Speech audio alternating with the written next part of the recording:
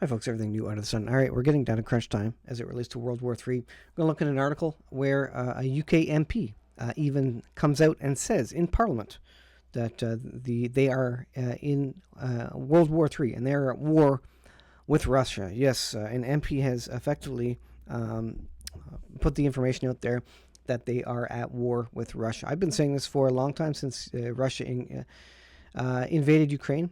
And that's where we are. And there's multiple theaters, not only Ukraine, Russia, but Israel and Hezbollah.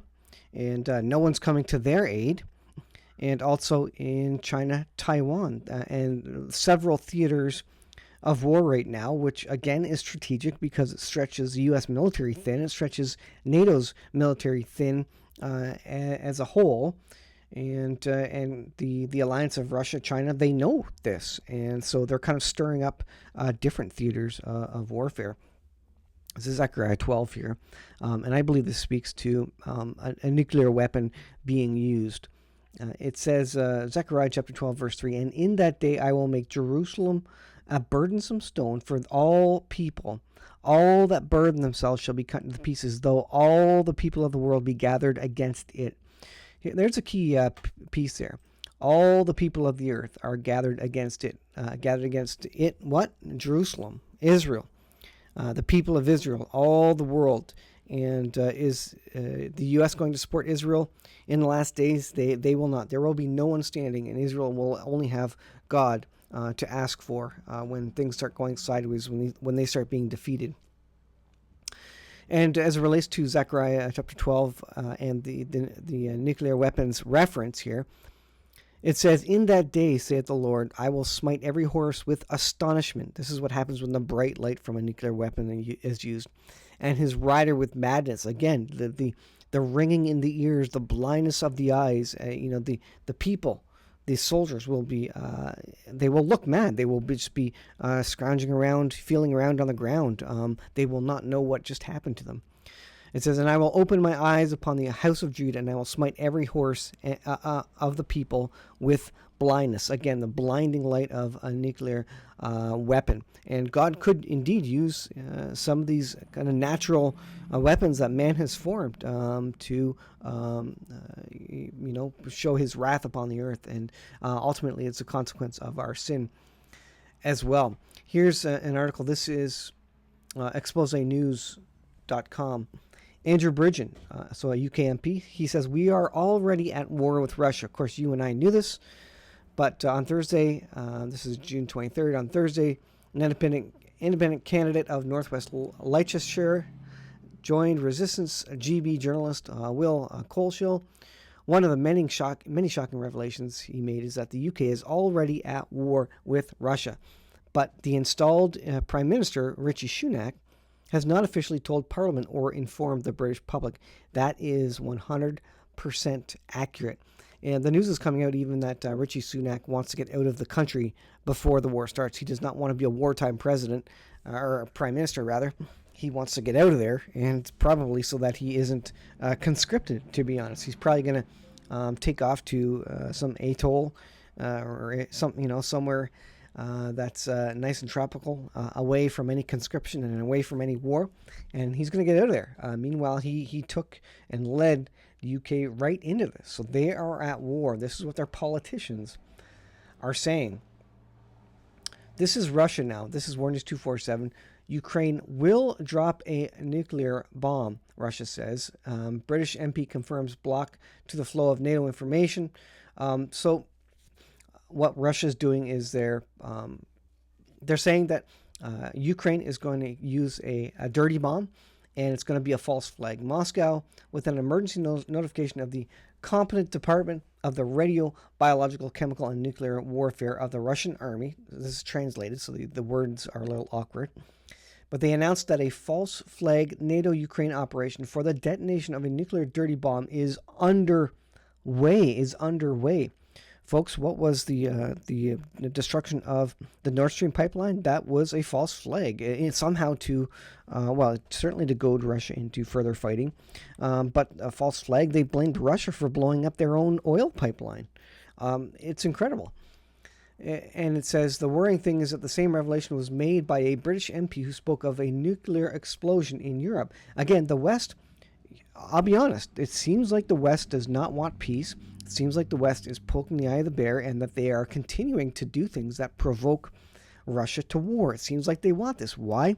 Maybe because the economy is crashing. Maybe because the debt is overwhelming in the Western world. Not only that, but Russia has now started shutting down media outlets in Russia that are providing, every government is going to push their own propaganda. And if you don't toe the line, if you don't, spread and speak the same narrative, they're going to take you out. Same with the pandemic, right? Well, this is what they do in wartime. They want to control the narrative. They want to control the information so that the government is the sole source of information.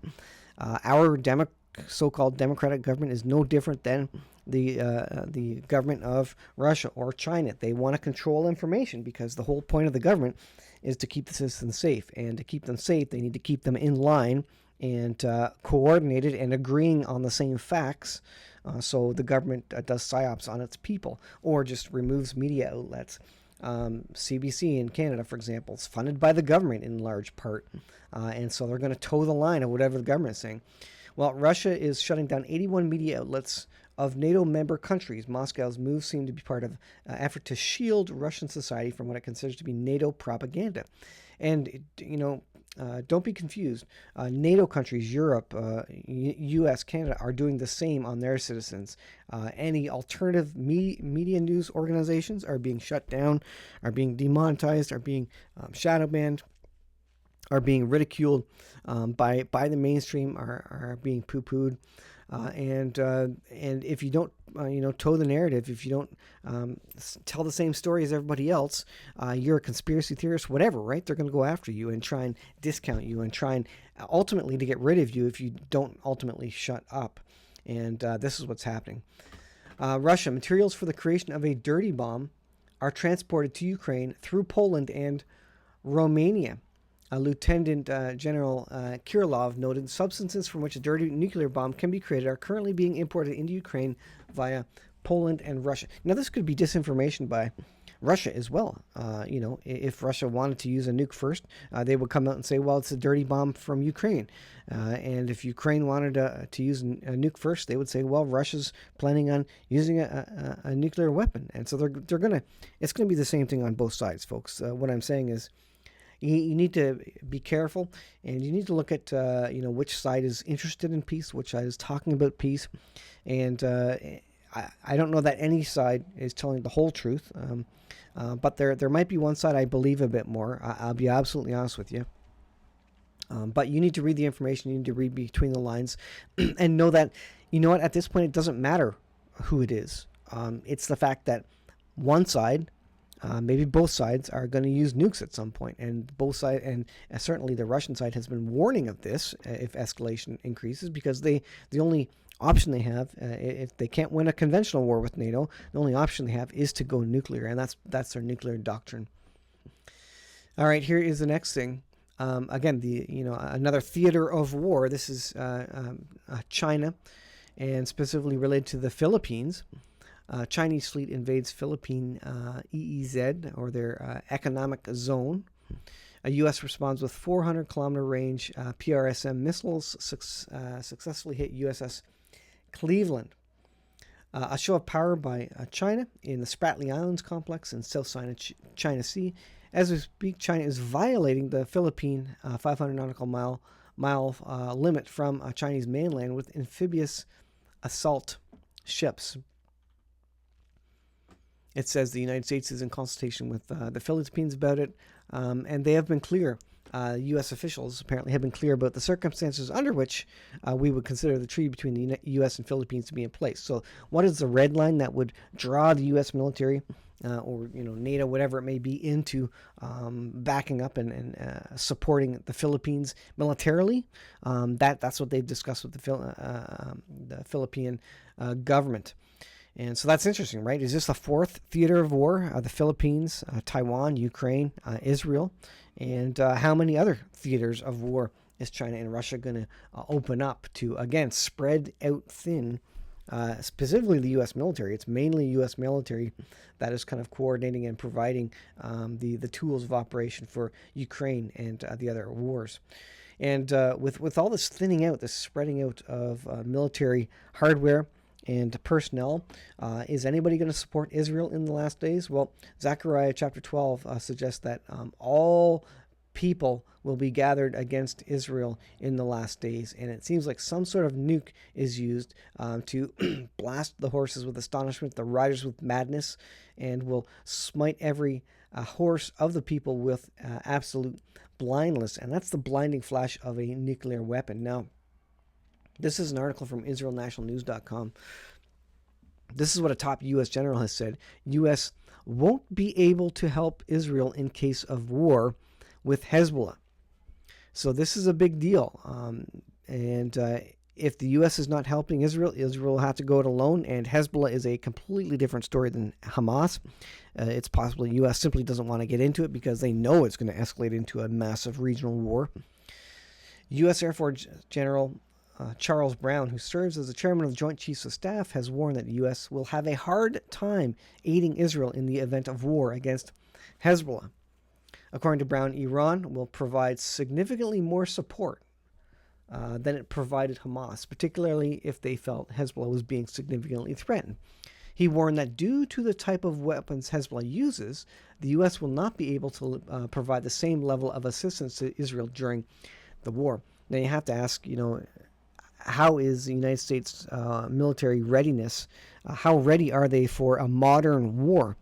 It seems like they're looking at the sophisticated missiles that Hezbollah has, not even a first world country, really. And they're saying, we can't compete. We don't have the ability to effectively help here. And that's an incredible statement. I mean, they go against Iraqis and Afghanistanis and terrorists all day long, but the U.S. military doesn't want to go up against, a first world military. If and you can't even call Hezbollah that. Could you call Iran that? Maybe. They have high technology military. So it seems like the U.S. is kind of pulling out. And you got to ask the question: if they can't help Israel with Hezbollah, how are they going to go up against Russia? How are they going to go up against the technological superpower and economic power of China and all the technology and advanced weaponry and hypersonic missiles of these nations that are aligning against NATO member states? Are they ready for war? You got to ask the question, and to be honest, it's worrying. I don't think the West, the supposed quote-unquote good guys, I don't think they win World War III, folks. So you need to be prepared. I think Zechariah 12 is a future prophetic fulfillment, and I think it could be fulfilled shortly. So we'll see the use of nuclear weapons. I think we're going to see what is described in the Bible here and in other places being fulfilled, the effects of which we will see, I think, in our lifetime, very, very shortly, possibly. The timeline for war in Ukraine is, a couple of months. That's what some people are saying. And it could happen sooner. Because remember, when they say a couple of months, they probably mean that's going to be sooner because each side is going to try and preempt the other side because that's how you're going to win the war. You're going to preempt the other guy from hitting. So you're going to throw the first punch, as it were. So I'll leave there, guys. Thanks for watching. Be prepared.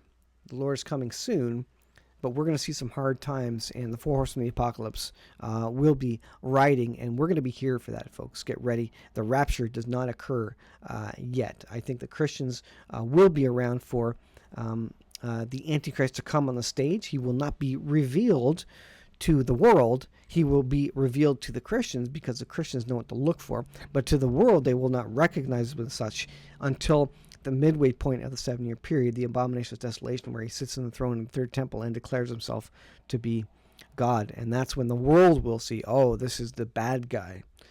So hard times are coming, folks. Be prepared.